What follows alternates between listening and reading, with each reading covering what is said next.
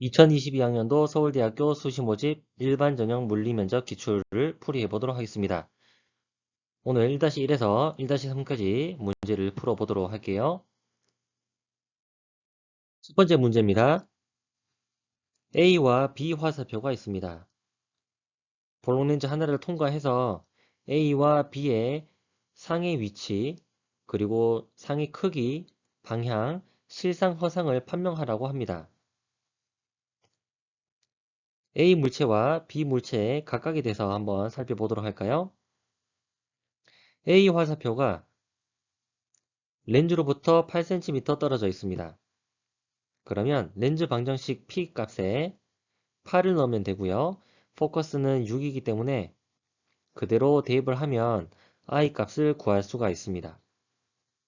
즉 렌즈로부터 오른쪽 편에 24cm 떨어진 곳에 상이 생긴다는 것을 알 수가 있습니다. 부호는 플러스네요. 부호가 플러스란 말은 실상이라는 뜻으로 저번 시간에 학습을 했습니다.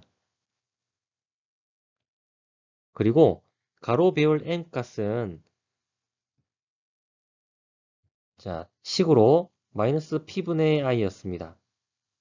p 값도 플러스 i 값도 플러스였기 때문에 결국 최종 가로 배열의 부호는 마이너스라는 것을 알 수가 있고요. 가로 배열이 마이너스라는 말은 결국 거꾸로 된 도립이라는 뜻입니다.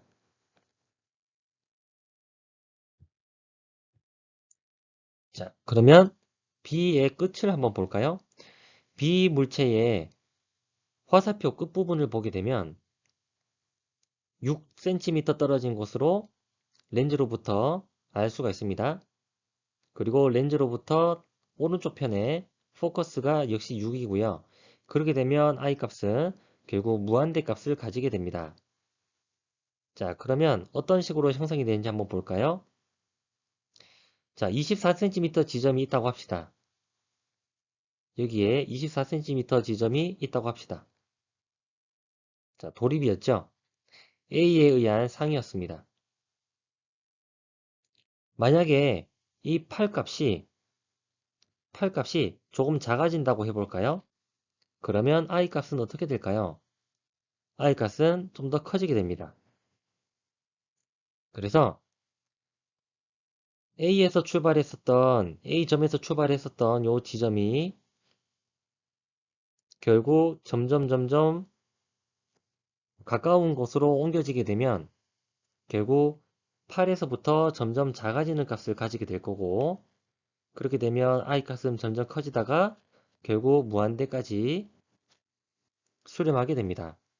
그 말은 점점 I 값이 자꾸 커지게 되고, 그러다가 결국 B 같은 경우는 무한대까지 간다는 것을 알 수가 있습니다.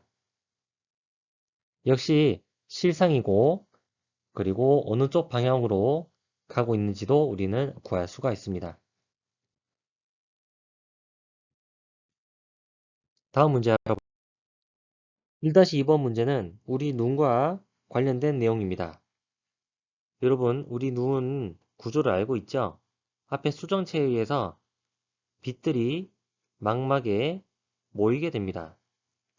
만약에 정확하게 한 점으로 모이게 되면 한 점으로부터 왔었던 빛이 결국 한 점에 모였기 때문에 뚜렷하다라는 인식을 하게 되고요.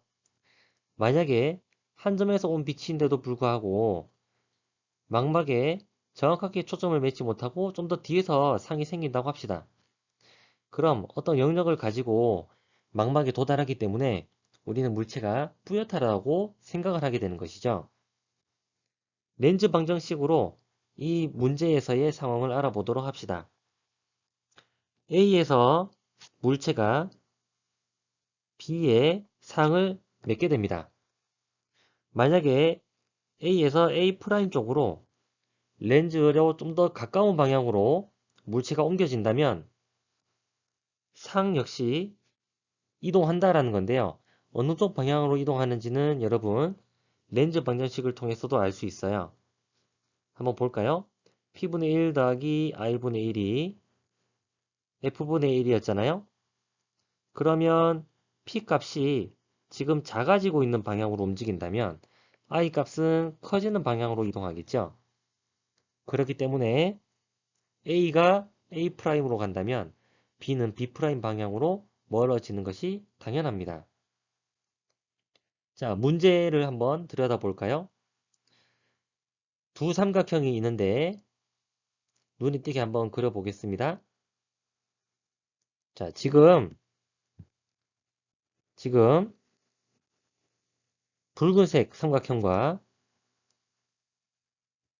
그리고 초록색 삼각형이 있습니다.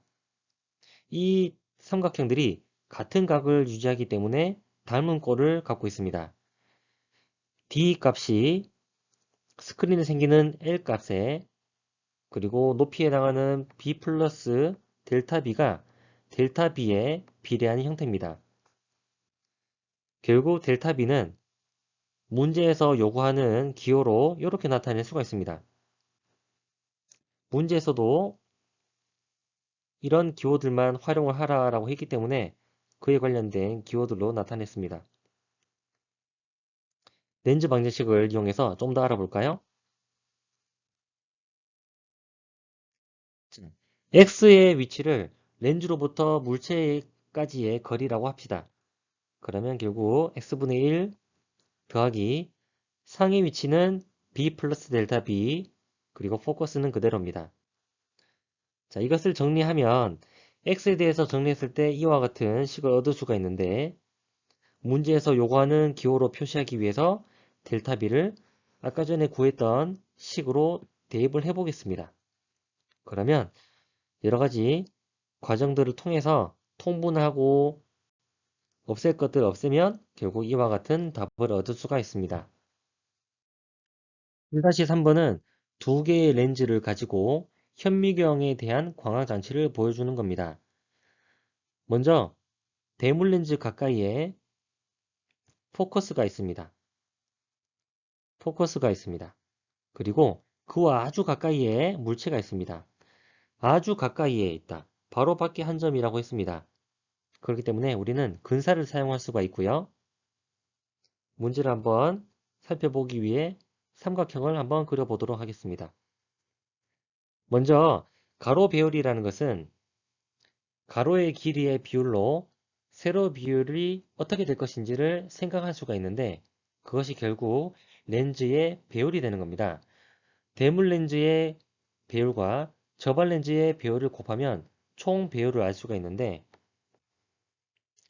자, 지금 삼각형이 붉은색과 분홍색이 있습니다. 같은 각을 갖고 있기 때문에 닮은 꼴을 갖게 되죠.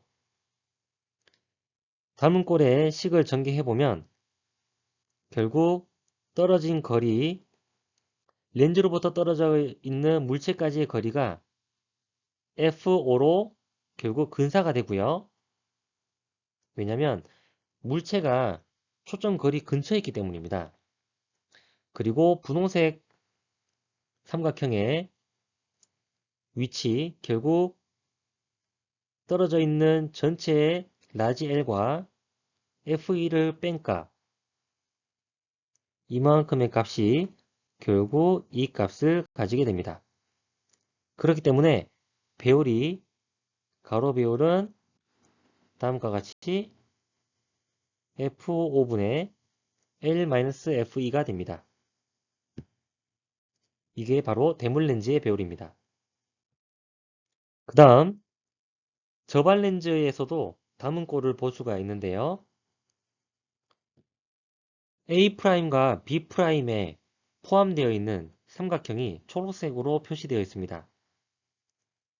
그리고 A2'과 B2'에 포함되어 있는 커다란 하늘색 삼각형이 있습니다. 역시 비율을 따져보면 자, 가로의 짧은 가로들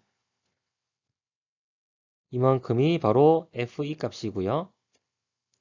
그리고 여기에서 여기까지가 결국 D-L입니다. 그렇기 때문에 세로의 배율도 같은 형식으로 커진다는 것을 알 수가 있고, 그래서 저반 렌즈에 의한 배율은 다음 식과 같이 주어집니다. 그러면 두 배율을 한번 곱해 볼까요? 이걸 정리하게 되면 결국 다음과 같은 식으로 구할 수가 있고, 문제에서 구하라고 했었던 기호의 형태와도 일치합니다. 자, 1-3까지 풀이를 했습니다. 1-4는 조금 더 시간이 오래 걸리기 때문에 따로 살펴보도록 하겠습니다. 다음 영상에서 찾아뵙도록 할게요.